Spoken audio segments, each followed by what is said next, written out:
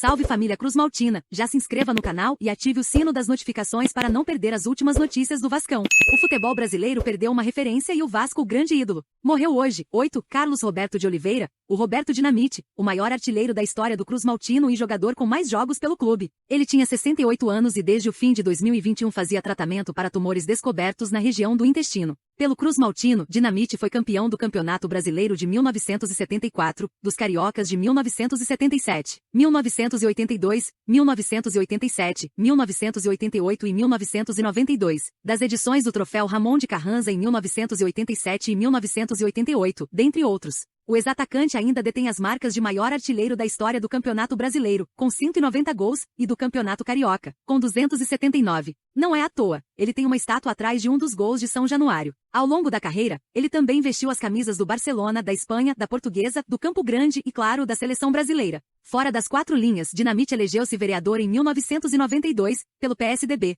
Em 1994 se elegeu deputado estadual, cargo que ocuparia ainda por mais 4 mandatos. Também foi presidente do Vasco por 2 gestões, entre 2008 e 2014. A origem do apelido Roberto ganhou o apelido de Dinamite, devido ao Jornal dos Esportes, mas há versões levemente diferentes. O ex-jogador, em entrevista ao All Sport em 2019, citou uma manchete após o primeiro jogo no Maracanã. Eu fiz a minha estreia no Maracanã, num jogo entre Vasco e Internacional, no time principal.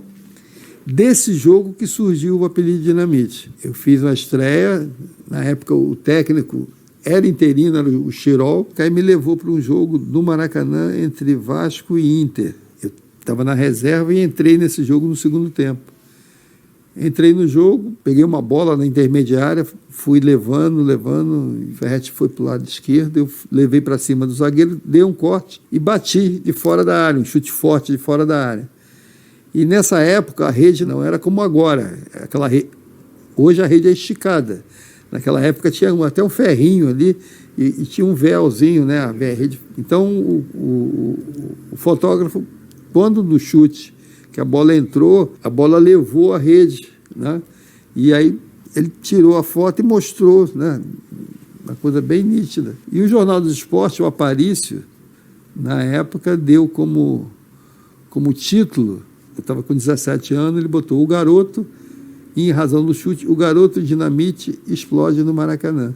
Desse gol, desse título, surgiu mais da frente o Roberto Dinamite. Já deixe seu like nesse vídeo para ficar por dentro das atualizações do Gigante da Colina. André Garoni, no livro 1898 em diante, porém, mostra que Roberto já era chamado de Dinamite antes do episódio narrado pelo ídolo vascaíno. Ele mostra trecho de uma matéria do Jornal dos Esportes que citava Roberto, agora chamado de Garoto Dinamite, não recebeu aplausos apenas pelos gols, antes mesmo do duelo com o Internacional. Campeão brasileiro Dinamite foi promovido ao elenco profissional no início da década de 1970 e se tornou um dos principais nomes do Vasco na conquista do Brasileiro de 1974. Com faro artilheiro fez gols importantes e a relação com a torcida cresceu, vieram conquistas com a do Carioca de 77, e a identificação com o clube ficou ainda mais forte com o passar dos anos. Um dos gols que marcou uma geração foi marcado em um clássico com o Botafogo, no Carioca de 1976. Os clubes Vasco e Botafogo têm apenas 50 segundos para marcar o gol 2. É o Vasco que imprime velocidade. Luiz Carlos para Roberto. Lá vai o Dinamite. Abertura 10. Na cara. Botou Zanata. Pode marcar. Atenção. Procura ângulo. Tenta o chute. Domina. Volta com couro. Levantamento para Roberto Dinamite. Sozinho. Atenção. Vai enfiar. Gol!